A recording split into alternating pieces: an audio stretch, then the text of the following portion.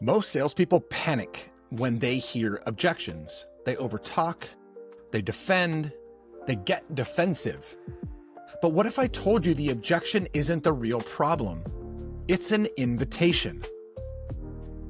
Welcome to offering number 4 of the Altar and the Ask. This is the Christian entrepreneur and sales professional's opportunity to take their sales challenges, their sales needs, and their sales opportunities to the altar of God to understand what the Word of God has to say about the calling that God has put on their life to sell products or services in the marketplace. And so each and every week, we start with an ask. We take that to the altar, and then we leave with a practical action step or two to help us apply what the Word of God says about this specific need or challenge. So let's dig in to what I think can be a really big challenge for a lot of sales professionals, which is how do I respond to sales objections that I get in the midst of my sales process? Well, let's ask this question and be honest about it. How many times have you tightened up when you have heard your price is too high, we need more time, I need to think about it, I'm happy with my incumbent provider? Look, at most salespeople hear that and they immediately go into fix-it mode.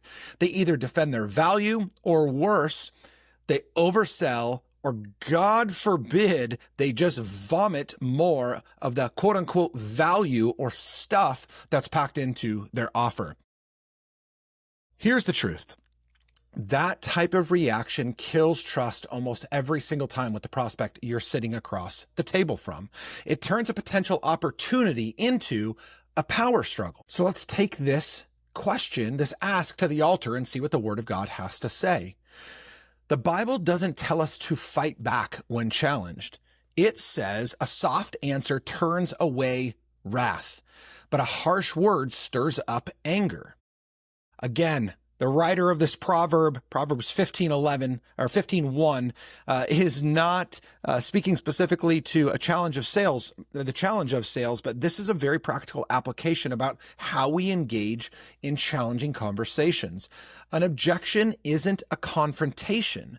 It's a clue. It's a signal that something deeper is misaligned. Maybe there's a trust gap. Maybe they misunderstood your value. Maybe they didn't hear your value. Or maybe they're afraid to make a wrong move because they don't completely trust you or not. Our job as faith-fueled sellers, sales professionals, is not to win this argument, is not to hopefully overcome the battle that you are in with your prospect.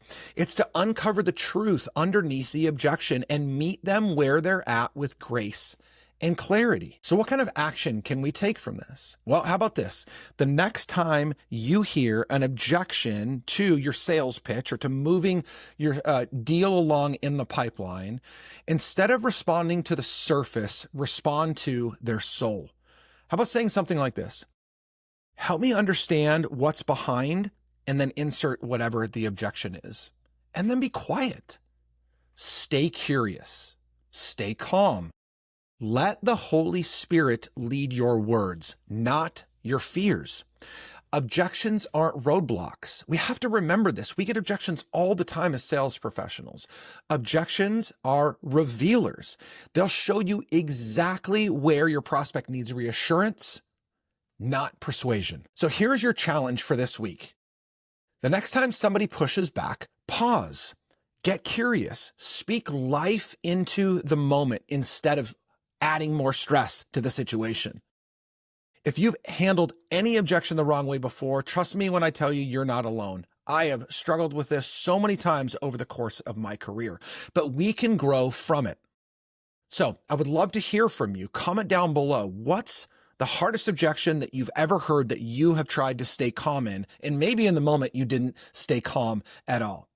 We can continue to sharpen each other by challenging ourselves in this way, ultimately fulfill that God has on our life, not just to achieve greatness as human beings, but to achieve greatness in this calling as sales professionals in the marketplace today.